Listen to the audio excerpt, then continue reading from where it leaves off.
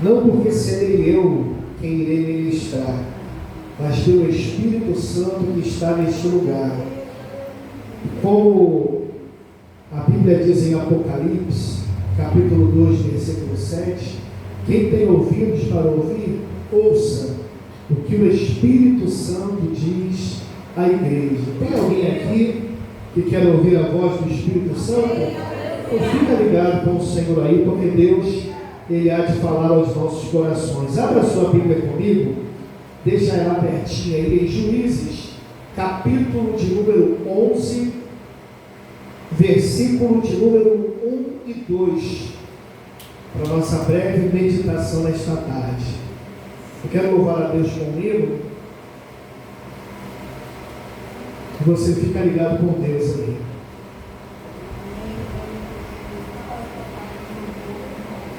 Recebe, Senhor, o nosso louvor, a nossa adoração. É para Ti, Jesus. Pode se levantar o que for, mas você está guardado debaixo das asas do Onipotente. Você vai vencer, você vai vencer. Você vai chegar do outro lado em nome de Jesus. Eu te louvo, Jesus. Por toda a minha vida, ó Senhor, te louvarei. Glória a Deus, aleluia. Pois meu fôlego é tua vida, e nunca me cansarei. Posso ouvir a tua voz, que é mais doce do que o mel, que me tira dessa cova e me leva até o céu. Já vi fogo e tremor, não foi assim? Vento forte que passou, eu já vi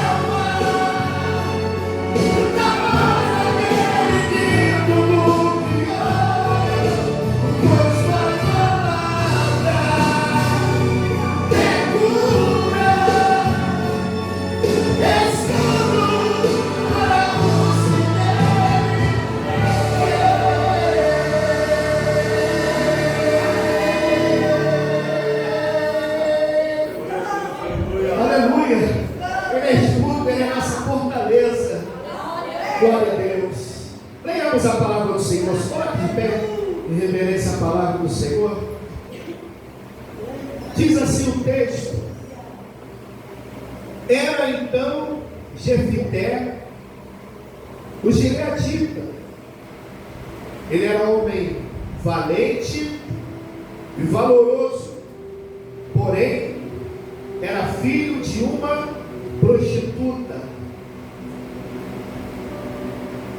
Mas também a mulher de Gileade lhe deu filhos, e sendo os filhos desta mulher já grandes, expulsaram a Jefité e lhe disseram: não herdarás em nossa casa, porque és filho de outra mulher. O 3: então Jefité saiu de diante dos seus irmãos e habitou na terra de Tobi. Você pode se assentar, mas se assenta dando glória a Deus, porque Ele é maravilhoso. Você pode ser profeta de Deus essa noite? Você pode ser profeta de Deus essa noite e olhar para dois irmãos que estão ao seu lado e dizer: na crise, Deus sempre levanta alguém. Mais uma vez, na crise, Deus sempre levanta alguém.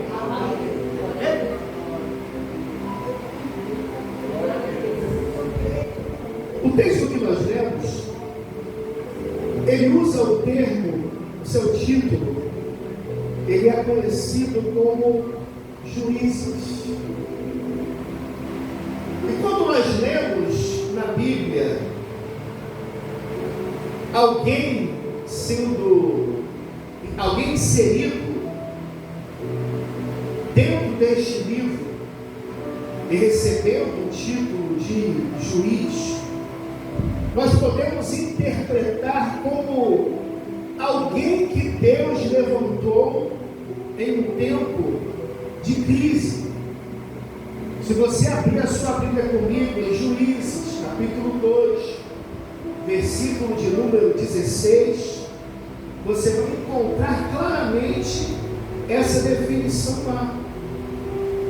Deus levanta alguns homens, e também levantou uma mulher, cujo nome era Débora, em um tempo de crise, para servir de livramento para Israel.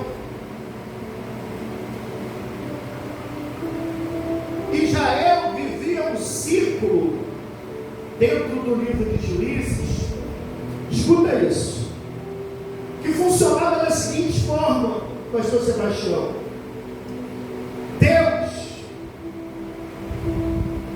era com Israel, mas em dado momento da história, Israel pecava contra o Senhor, se afastava da sua presença. Então Deus permitia, eu disse que Deus permitia que nações circunvizinhas se levantassem contra Israel e servissem de juízo de Deus para assolar, para afrontar a nação de Israel. Israel se arrependia, então Deus levantava juízes. Para quê? Para servir como liderança, para livrar a Israel da mão dos inimigos. Era assim que funcionava. Israel, vamos lembrar um pouco mais da história. Deus faz uma promessa a Abraão. Nasce Isaac. A promessa continua. Ela ganha corpo no Egito, na história de Jacó. Depois nós já entramos na história de José, e ela vai crescendo, vai se tornando um pouco forte. Nós vemos Deus livrar Israel da mão dos egípcios, lá na história de Moisés. Depois nós vemos o mesmo Israel tomando posse da terra prometida, até que Israel já está estabelecida. Aí nós entramos nesse ciclo ao qual eu falei para os irmãos. Israel pecava contra Deus, Israel se arrependia, Deus levantava alguém para servir com mão forte. Eu fiz esse rodeio todo nessa noite só para poder te dizer uma coisa. O que é, Daniel? Na crise, Deus sempre levanta alguém. Aí você pergunta, Daniel, eu entrei aqui nessa noite, só Deus sabe como é que eu estou, passando uma adversidade. Então lá vai a resposta de Deus para o teu coração. Fica tranquilo, essa crise não vai te matar. Pelo contrário, Deus está te levantando para fazer grandes coisas na terra. Ninguém acredita que está sendo levantado por Deus? Levanta a sua mão aí e adora Jesus, porque Ele é maravilhoso. Então, se você nessa noite, Daniel, estou passando por adversidade, a prova está batendo na minha porta, está difícil, está complicado, eu não tenho ajuda daqui, não tenho ajuda acolá, eu oro, não vejo solução, fica tranquilo, Deus está te levantando na terra para grandes coisas, e quem viver verá aquilo que Deus vai fazer através de você.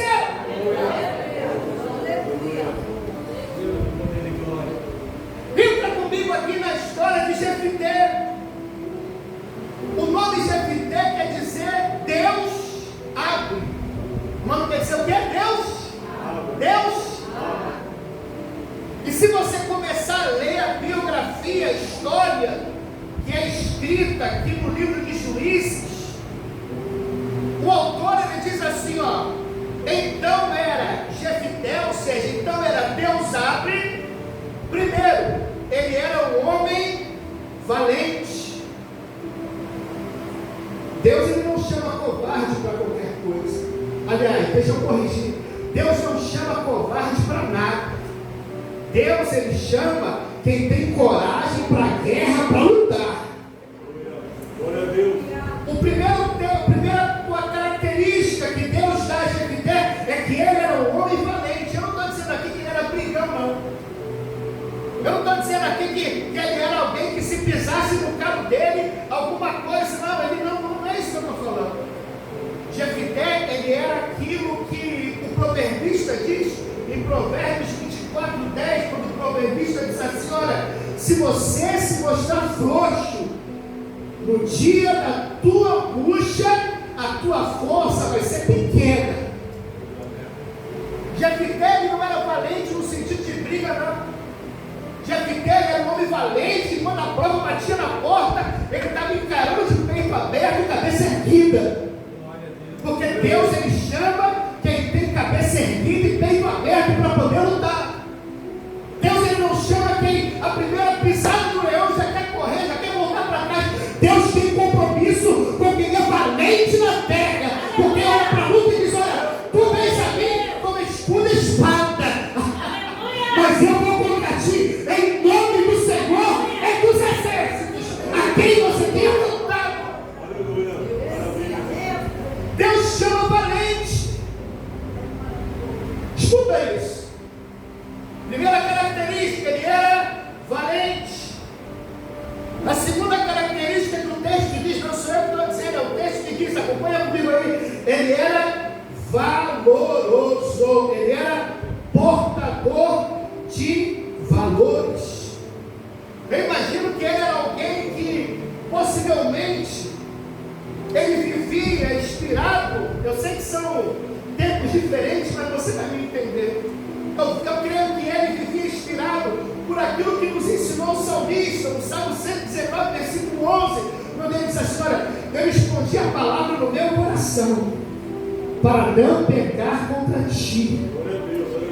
São tempos diferentes, mas você vai entender. Eu imagino que Jefité era alguém que era valoroso, uma pessoa honesta, uma pessoa que falava e cumpria, uma pessoa que vivia na verdade, uma pessoa que não tinha duas conversas, era uma pessoa que falava e sustentava a sua palavra, que vivia na verdade, era alguém que tinha a palavra dentro do coração. Porque eu estava lendo um dia o Salmo de número 119, verso 11, e quando eu vi o salmista dizendo assim, que ó, a palavra é lâmpada, escondi a tua palavra no meu coração, para não pecar contra ti, eu fiquei pensando, mas que coisa profunda. Porque quando o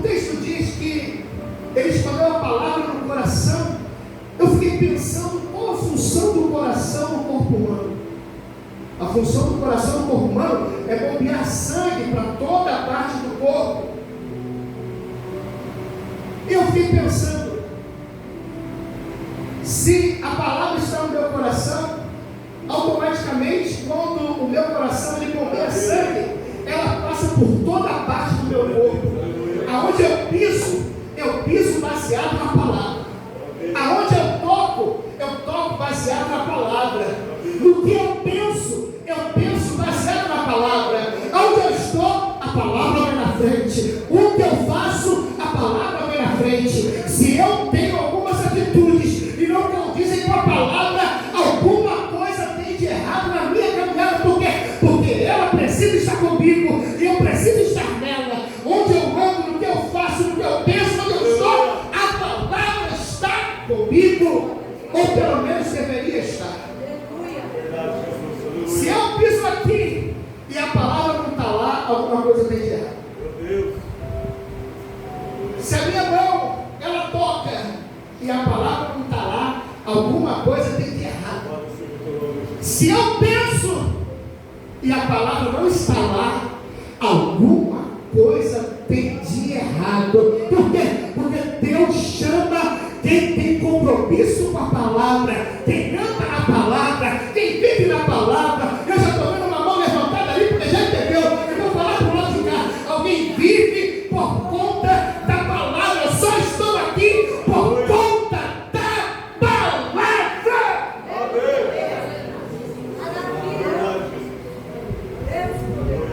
Então Deus, aliás, o texto diz que ele era um homem valente e ele era um homem valoroso. Só que a história de Jefité, vai acompanhando comigo aí, ela vai continuar. Tem uma vírgula na história. Ele era valente, ele era valoroso, mas o texto diz que tem uma vírgula. Ele era filho de uma prostituta. O texto vai atribuir a ele o erro de uma outra pessoa. Aí eu começo a tentar entender por quê. Porque Jefité, ele cresce sem a companhia da sua mãe. Não sei o que está dizendo aqui não, o texto está dizendo. E aí depois, a história vai passando. O texto fala no versículo 3, aliás no versículo 2, fala que a madrasta de Jefité, ela passa a gerar filhos. O texto vai falar sobre herança. Só existe herança depois que o pai morre. Então eu posso dizer que na morte do pai de Jefité, os seus irmãos crescem e olha o que ele vai enfrentar. Os irmãos, eu não estou falando de inimigos, porque quando a afronta vem de alguém que não gosta da gente, a gente é estranho. Mas a afronta vem de dentro de casa. Quem já leu essa história aqui? Tenta ler um pouco mais de sentimento e tenta se colocar no lugar de Jefité. Eu imagino Jefité um dia na casa, ali, cuidando dos seus afazeres. Cuidando dos seus afazeres ali, trocando alguma coisa. Daqui a pouco vem uma reunião, uma comitiva, e não é uma comitiva de inimigos, mas é uma comitiva de irmãos. Glória a Deus. E os irmãos viram para ele e falaram assim: olha, aqui na nossa casa, lugar de refúgio, nossa casa é lugar de descanso, nossa casa é lugar de paz, lugar de tranquilidade. Os problemas ficam lá de fora, em casa é lugar de tranquilidade, ou pelo menos deveria ser. Aí os irmãos viram e disseram assim: olha, aqui você não fica mais, porque você é filho de outra mulher, você é filho de uma meretriz, de uma prostituta.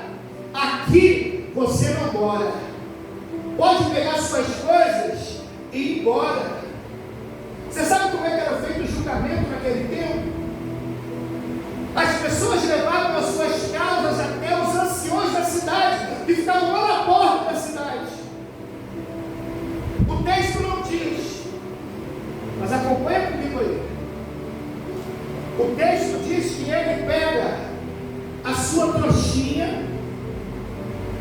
E ele vai andando pelas ruas de Gileade.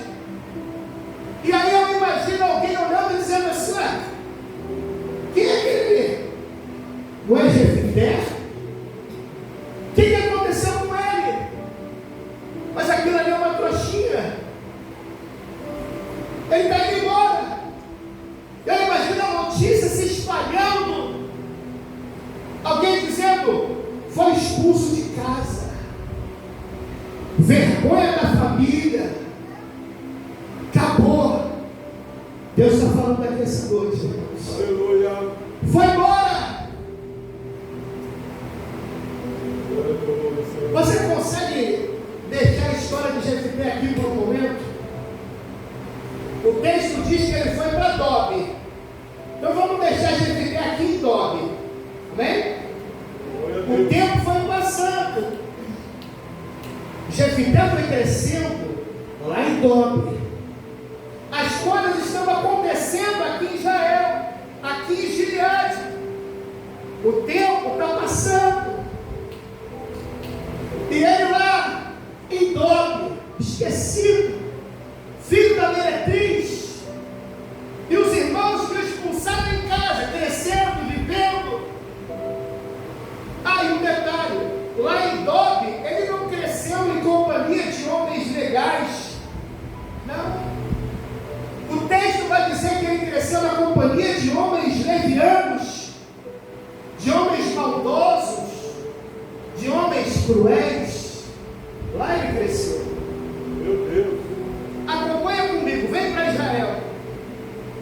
As coisas vão acontecendo, crescendo, vão vivendo, até que você sabe o que acontece. Escuta isso. Chega uma ameaça. Eu disse que chega o quê? Uma ameaça. Uma crise vem se estabelecer em Israel. Uma crise vem se estabelecer em Gileade. O que você está querendo dizer com isso, Daniel? O que eu estou querendo dizer é que os inimigos, conhecidos como amonitas, eles ameaçam Israel, dizendo assim: olha, a gente vai passar por cima de vocês. E você sabe quem eram os amonitas? Se você ler em 1 Samuel, capítulo 17, se não me falha a memória, eles gostavam de pegar os seus inimigos e rasgar o ventre das grávidas e tirar as crianças lá de dentro. Meu Deus. Amós capítulo 1, versículo 3, fala de um rei amonita que gostava de furar os olhos dos seus inimigos. Eles eram cruéis, eles eram sanguinários, eles eram terríveis. E agora essa ameaça vem contra Israel. Só que, como eu disse aos irmãos, no tempo de crise, Deus sempre levanta alguém. Só que Deus ainda não havia levantado juízes. Aqui nesse tempo, nessa história, Deus ainda não havia levantado juízes. Escuta isso, já estou terminando. Acontece uma reunião entre os anciãos da cidade. E eles estão questionando quem é que vai liderar o povo contra os amonitas. Porque não tem ninguém. Escuta, alguém no meio da reunião pensa assim: olha, lá em Dobe, eu vou dizer mais uma vez, lá em Dobe tem um homem esquecido na terra, mas lembrado por Deus. E eu vim aqui nessa noite na autoridade do nome de Jesus para poder lhe dizer uma coisa: se você tiver pé, que você tome posse nessa hora. Você pode até se sentir esquecido aqui na terra, mas há um Deus do céu que ele jamais se esquecerá das promessas que ele te fez. Na reunião, eles viram e disseram assim: olha, tem um homem. Quem? Jefité. Deus abre. Na crise, Deus sempre levanta alguém. E eu venho nesta noite para te anunciar que a prova que você está passando não é para poder te matar, não é para poder te envergonhar, mas é Deus que está levantando você, que está te colocando de pé. E quem imaginou que você ia morrer no deserto, vai ter que ver Deus te tomando pela mão direita e te colocando de pé. E quem te vê, verá aquilo que Deus vai fazer na nossa história.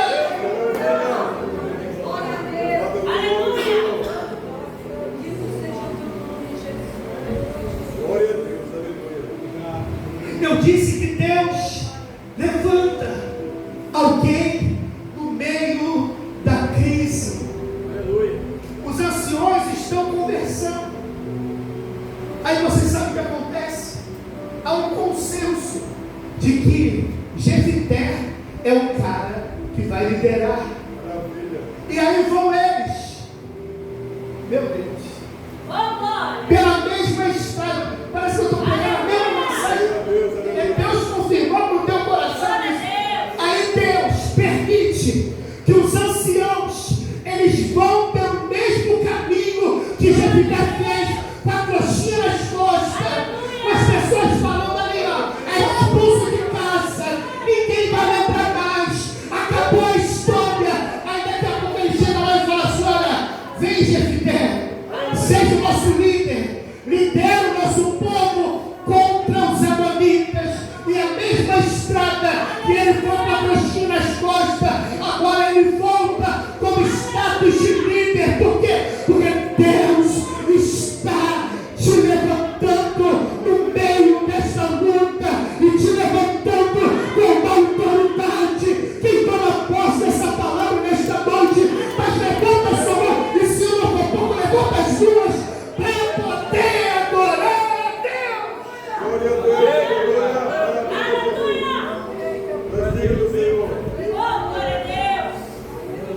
Na crise, Deus sempre levanta alguém. E sabe o que eu aprendo aqui? Escuta isso, eu já vou terminar. Eu posso não saber o que está acontecendo aqui, estando em Dobre, mas Deus sabe. Eu posso não conhecer no silêncio, porque aqui o texto não fala que Deus abriu o céu e falou com Jefité lá em Dobre, não. Eu imagino que ele, como homem valoroso e valente, ele tenha enfrentado o silêncio de desafio. Jefité não sabe o que está acontecendo, mas Deus está trabalhando lá em Israel.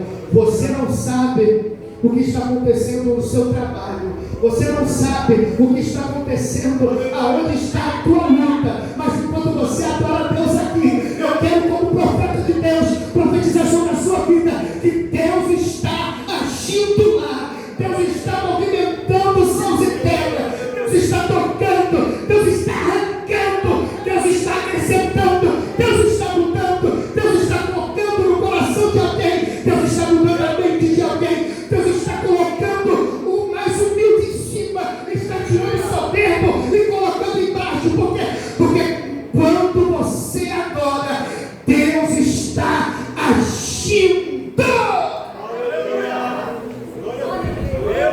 Se coloca de perto que eu quero orar com você essa noite. Grande é o Senhor. Você pode orar como profeta de Deus. Olhar para esse irmão que está do seu lado e dizer como profeta de Deus. Na crise, vai, profetiza. Na crise, Deus sempre levanta alguém. E é você. Coragem. Porque é você que Deus vai usar. Cris, É você que Deus vai usar. Deus, esse aqui é o teu povo nesta noite, Senhor. Nós estamos aqui, ó Pai, porque nós servimos ao mesmo Deus que levantou Jefité, esquecido lá em Dope,